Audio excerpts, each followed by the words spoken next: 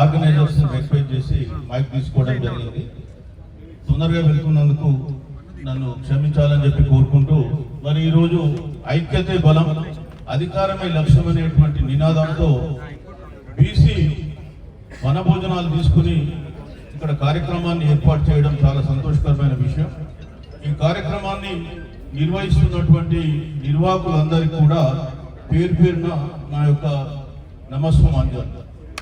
నేను ఒక్కరికి అని పేరు చెప్పడం లేదు, అందరికీ కలిపి చెప్తున్నాను. అదేవిధంగా ఈ కార్యక్రమానికి హాజరైన ప్రతి వారికి కూడా నా యొక్క వందనాలు. మరి ముఖ్యంగా ఈరోజు ఈ ఐక్యతే బలం అనేటువంటి కాన్సెప్ట్తో బీసీ జనభోజనాలు వనభోజనాల కార్యక్రమాన్ని పెట్టడం అనేది చాలా ఒక గొప్ప చారిత్రక పరిణామం. చాలా మందికి దీని యొక్క ప్రాముఖ్యత అర్థం కాదు. ఇవాళ ఈ జనభోజనాలు లేదా వనభోజనాలు ఈ కార్యక్రమం అనేది బీసీ ఉద్యమంలో ఒక మలుపురాయిగా మారబోతుందని చెప్పి నేను చెప్తూ ఉన్నాను. ఇప్పటి వరకు మనం అందరం కూడా ఏ కులం వాళ్ళు ఆ కులం వనభోజనాలు పెట్టుకోవడం చూసినాం. కానీ బీసీలందరినీ ఐక్యం చేయాలనేటువంటి ఉద్దేశంతో కార్యక్రమాన్ని నిర్వహించడం అనేది చాలా చాలా ఒక విప్లవాత్మకమైనటువంటి మార్పు అని చెప్పి చెప్పక తప్పదు. ముఖ్యంగా బీసీలు గత 78 సంవత్సరాలుగా ఈ దేశంలో ఎందుకు రాజ్యాధికారంలోకి రాలేకపోతున్నారంటే వాళ్ళ మధ్య ఐక్యత లేకపోవడమే. సో ఇవాళ ఇది కేవలం వనభోజనాలు జనభోజనాల కార్యక్రమం కాదు, దీని వెనుక ఒక చాలా నిగూఢమైనటువంటి అర్థం ఉంది. మొట్టమొదట మనం చూస్తే ఒక ఐక్యత, రెండోది మన ఆత్మగౌరవమైనటువంటి ఇష్యూ, మూడవది రాజకీయ సాధికారత, నాలుగవది సాంస్కృతిక పునరుజ్జీవనం, ఐదవది ఉద్యమాన్ని కంటిన్యూ చేయడం. ఇట్లా అనేకమైనటువంటి లక్షణాలతో ఈ కార్యక్రమాన్ని ఏర్పాటు చేశారు నిర్వాహకులు. నాకు మొట్టమొదట చామకూరు రాజు గారు వచ్చి ఈసారి ఇట్లా బీసీ జనభోజనాలు పెడదాం అనుకుంటున్నాం సార్ అంటే 100% చేయండి, ఇది ఒక మంచి కాన్సెప్ట్ అని నేను వారికి చెప్పడం జరిగింది. సో మరి ఈరోజు దాన్ని యాక్షన్లోకి ట్రాన్స్లేట్ చేయడం జరిగింది. చాలా సంతోషం. గత దాదాపు 1 మంత్ నుంచి దీని నిర్విరామ కృషి దీని వెనుక ఉంది. ఇవాళ నేను మొదలు చెప్పాను ఐక్యత గురించి. రెండో అంశం ఏంటంటే ఆత్మగౌరవం సమస్య. ఇవాళ బీసీలు అనేవాళ్ళు రకరకాల కులాలుగా, ఉపకులాలుగా, వృత్తులుగా విభజింపబడి ఉన్నారు.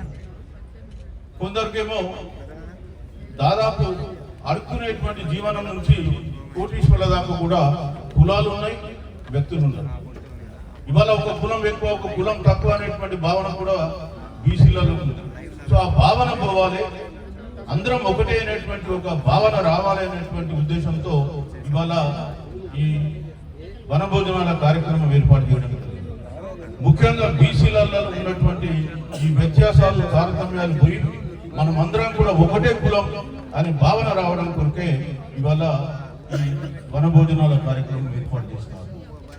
అట్లానే రాజకీయ సాధికారత, ఇవాళ రాజకీయ చైతన్యం కూడా మనమందరం ఎప్పుడైతే ఒకటని అనుకుంటామో తప్పకుండా మనకు రాజ్యాధికారం చేజిస్తుంది.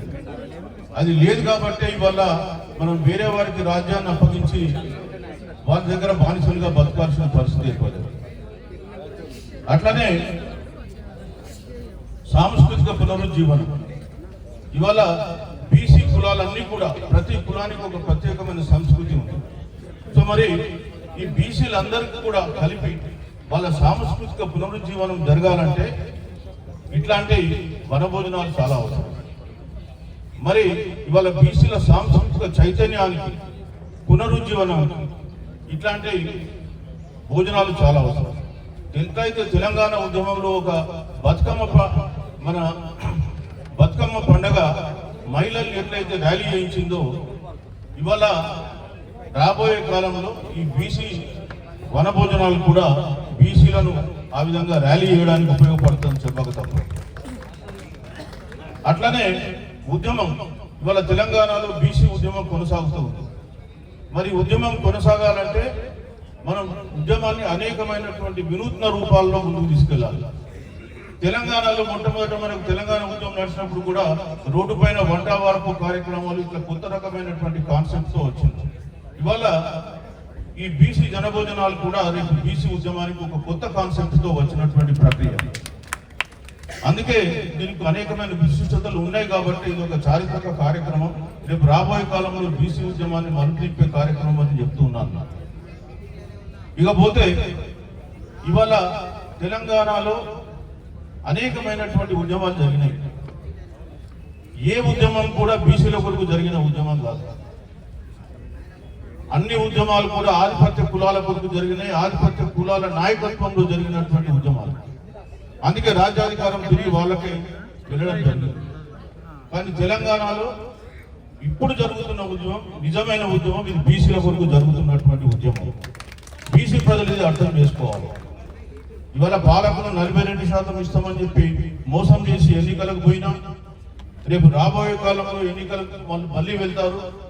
వెళ్తున్న బీసీ ప్రజలు సైలెంట్ గా ఓటర్ గా మాత్రమే చూస్తున్నారు తప్ప ఉద్యమ రూపంలో ముందుకు వస్తలేదు. ఏదో కొద్దిమంది బీసీ సంఘాలు కొంత కష్టపడుతుండొచ్చు, కానీ బీసీ ప్రజలను మనం చైతన్యవంతం చేయాల్సిన అవసరం ఉంది. నేను ఎప్పుడు ఒకటే చెప్తూ ఉంటాను, మనకు రాజ్యాంగం అమల్లోకి వచ్చినప్పుడు 1950 జనవరి 26లో ఆ రోజు తమిళనాడులో ఉన్నటువంటి కమ్యూనల్ జీవో అంటే బీసీలకు రిజర్వేషన్ ఉన్నటువంటి జీవోని కొట్టేసి సుప్రీంకోర్టు కొట్టేసి తమిళనాడులో ఉన్నటువంటి ఆనాటి సామాజిక సంస్కర్త పెరియార్ గారు తమిళనాడు బంద్ ఇచ్చారు ఆగస్టు 14, 1950. ఆ బంద్ ప్రభావంతో తమిళనాడులో ఒక్క ఈగ చీమ కూడా కదిలినటువంటి పరిస్థితి ఆయన క్రియేట్ చేసి మొత్తం రైల్వేలు కూడా తమిళనాడు మద్రాసు నుంచి రావడం పోవడం మానేశారు. వారం రోజులు ఆగిపోయే వరకు నెహ్రూ గారు గజగజ వనికి ఏం చేయాలి అర్థం కాక అంబేద్కర్ గారిని సర్దార్ పటేల్ గారిని పిలిచి మరి ఏం చేద్దామంటే ఇమ్మీడియట్ గా భారత రాజ్యాంగాన్ని మార్చి రిజర్వేషన్ అంశాన్ని చేర్చడం జరిగింది. మరి అట్లాంటి పరిస్థితి ఇక్కడ క్రియేట్ కావాలంటే ప్రజల్లో చైతన్యం రావాలి, ప్రజలు కూడా ముందుకు రావాలి. మరి ఇట్లాంటి సమావేశాలను మనం ఖచ్చితంగా రాజకీయ వేదికగా ఉపయోగించుకోవాలి. ప్రజలకు మనం హితబోధ చేయాల్సిన అవసరం ఉంది. ఇక్కడ వచ్చేసి మనం ఏదో విషయం చెప్పేసుకోవడం కాదు, 100% రాజకీయ వేదికగా దీన్ని వాడుకోవాలి. ఇక్కడ వచ్చిన వక్తలు కూడా ఖచ్చితంగా వీళ్ళందరికీ కూడా రాజకీయ హితబోధ చేయాలి. ఏ విధంగా చేస్తే రేపు తెల్లారి మనం తెలంగాణలో రాజ్యాధికారం చేజిక్కించుకుంటాం. ఇవాళ మూడు పార్టీలు తెలంగాణలో ఉన్న 3 పార్టీలు కూడా అగ్రకుల పార్టీలే. ఏ ఒక్క పార్టీతో కూడా బీసీలకు న్యాయం జరగదు. వాళ్ళు ఎట్టి పరిస్థితుల్లో బీసీలకు 42% రిజర్వేషన్ ఇవ్వాలనేటువంటి ఆలోచన ఉన్న వ్యక్తులు కాదు. ఎట్లా ఇవ్వకూడదాం అనేటువంటి ఆలోచన ఉన్న వాళ్ళు.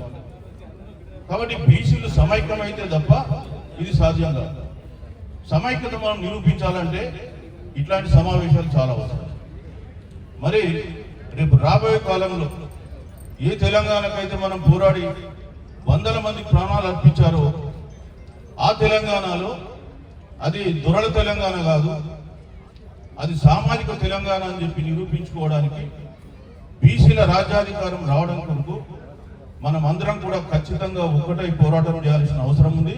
ఇవాళ బీసీ ఉద్యమానికి లక్ష్యం ఏదో గతంలో అంటే మనం కొన్ని అవసరాల కొరకు లేదా కొన్ని కోరికల కొరకు పోరాడి ఉంటాం. ఇప్పుడు మాత్రం మన లక్ష్యం ఒకటి రాజ్యాధికారం. రాజ్యాధికారం వస్తేనే మన సమస్యలకన్నింటికి పరిష్కారం అవుతుంది. నీళ్లు నిధులు నియామకాలు అని చెప్పేసి తెలంగాణలో మనం ఏదైతే పోరాడినామో ట్యాగ్ లైన్, ఇవాళ తెలంగాణ వచ్చిన తర్వాత ఏం జరిగిందనేది ఒక్క నిమిషం చెప్పి నేను ముగిస్తా. తెలంగాణ వచ్చిన తర్వాత నీళ్లు మనకు రాలేదు, కన్నీళ్లు మాత్రమే మనకు మిగిలినాయి. ఎందుకంటే ప్రాజెక్టులు కట్టిండ్రు. ఇవాళ చూస్తున్నారు ప్రాజెక్టుల పేరు మీద ఎంత దోపిడీ జరిగిందో చెప్తున్నారు. పాలమూరు రంగారెడ్డి లిఫ్ట్ ఇరిగేషన్ గురించి రేపు ఒక మీటింగ్ పెట్టింది. ఒరిజినల్ గా 35,000 కోట్ల ఎస్టిమేషన్, 90 టీఎంసీల నీళ్లు వెనక్కి తీసుకొచ్చి 9 లక్షల ఎకరాలకు నీళ్లు ఇవ్వాలి. మహబూబ్ నగర్ రంగారెడ్డి 35,000 కోట్లలో 28,000 కోట్లు బీఆర్ఎస్ గవర్నమెంట్ లో ఖర్చు పెట్టింది. ఇంకొక 6,000 కోట్లు కాంగ్రెస్ వచ్చిన ఖర్చు పెట్టింది. మొత్తం ఎంత అయింది? 34,000. Project estimate 35. మళ్ళీ దాన్ని ఇప్పుడు 55,000 కోట్లకు పెంచింది ఎస్టిమేట్. ఇంకా 55,000 కోట్లు ఖర్చు అయ్యే వరకే అది 1,00,000 కోట్లకు వస్తుంది. ఎవరు తింటుండే ఈ డబ్బు? అంటే బీసీలకు మాత్రం నీళ్లు నీళ్లు అని మనకు చెప్తున్నారు. ఆ నీళ్లు తెచ్చేసుకొని కేసీఆర్ గారేమో తమ ఫామ్ హౌస్ ఉన్నటువంటి ఇరవేలికి తెచ్చుకున్నారు నీళ్లు కాళేశ్వరం. ఇవాళ అందుకే నీళ్లు మీకైనాయి, కన్నీళ్లు మాకైనాయి. నిధులు మీకైనాయి, ఆకలి కేకలు మాకైనాయి. నిధులు ఎవరికి పోతున్నాయి? ఇంతకుముందు చెప్పాను కమిషన్ల మీద. ప్రాజెక్ట్ 35,000 కోట్ల ప్రాజెక్ట్ ఎస్టిమేషన్ వేస్తే 1,00,000 కోట్లకు పోతే 65,000 కోట్లు ఎవరికి పోతుంది? మనం అది గమనించాల్సిన అవసరం ఉంది. ఇక నియామకాలు అన్నారు. నియామకాలన్నీ ఎవరికి పోయినాయి? మళ్ళీ వాళ్ళకి పోయినాయి. ఎవరు వాళ్ళంటే 3 కులాలు, రెడ్డి కావచ్చు, వెల్మ కావచ్చు, కమ్మ కావచ్చు. ఇవాళ తెలంగాణలో ఏ నామినేటెడ్ పోస్టు తీసినా 70% పోస్టులు ఈ 3 కులాలకు ఉన్నాయి. నియామకాలు మీకు, నిరుద్యోగం మాకు. నీళ్లు వాళ్ళకు, కన్నీళ్లు మనకు. నిధులు వాళ్ళకు, మనకు ఆకలికి లేదా నిర్లక్ష్యం, నిరాశ మనకు. అదేవిధంగా నియామకాలు వాళ్ళకు, నిరుద్యోగం వాళ్ళకు. మరి తెలంగాణలో చేంజ్ చేసిందా? నీళ్లు, నిధులు, నియామకాలు కాదు. మనకిచ్చింది కన్నీళ్లు, నిరాశ, నిరుద్యోగం. అందుకే త్యాగాలు మన అయినాయి, భోగాలు వాళ్ళకి. ఇవాళ వాళ్ళు అనుభవిస్తున్నారు. ఈ సిచ్యువేషన్ ను రివర్స్ చేయాల్సినటువంటి అవసరం ఉంది. అందుకొరకే ఇవాళ బీసీ ఉద్యమం తెలంగాణలో పెద్ద ఎత్తున నడుస్తూ ఉంది. రేపు రాబోయే కాలంలో ఇదే ఐక్యత మనం ఓటు రూపంలో ప్రతిబింబింపజేయాలి. ఎట్లయితే పంచాయతీ ఎన్నికల్లో గతంలో కంటే ఇప్పుడు 10% సీట్లు ఎక్కువ వచ్చినాయో అట్లనే మనం రాబోయే కాలంలో కూడా పాలకులు ఎట్లాగో ఎన్నికలు జరుపుతారు. దాంట్లో ఏం అనుమానం లేదు. మనం ఎంత అరిసినా గీకొట్టినా రేపు ఎంపీటీసీ, జడ్పీటీసీ, మున్సిపాలిటీలు జరిగే తీరుతారు. మరి వాళ్ళకు మనం ఖచ్చితంగా ఒక లెసన్ చెప్పాల్సిన అవసరం ఉంది. మనకు వాళ్ళు 42% ఇస్తామన్నారు, లేదా రాజకీయంగా ఇస్తామన్నారు. కానీ మొన్న రాజకీయంగా కూడా 42% ఇవ్వలేదు సర్పంచ్లలో. ఇప్పుడు వాళ్ళ పార్టీ పరంగా 42% వాళ్ళు బీఫామ్స్ ఇస్తారా ఇవ్వరా చూద్దాం. మరి ఏ పార్టీ అయినా సరే బీసీలకు మోసం చేసే పార్టీ అనే విషయాన్ని గుర్తుపెట్టుకోవాలి.